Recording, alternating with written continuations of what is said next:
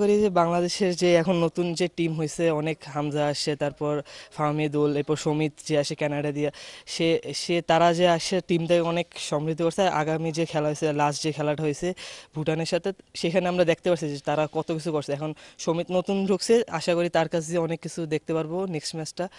আশা করি অনেক বড় কিছু করতে পারবো এই ম্যাচে। 3-0 একটা আশা আছে সবার।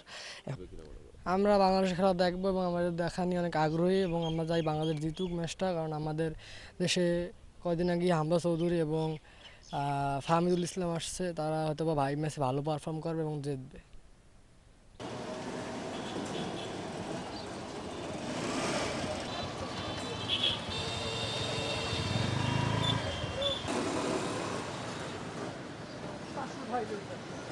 একটি শোক সংবাদ।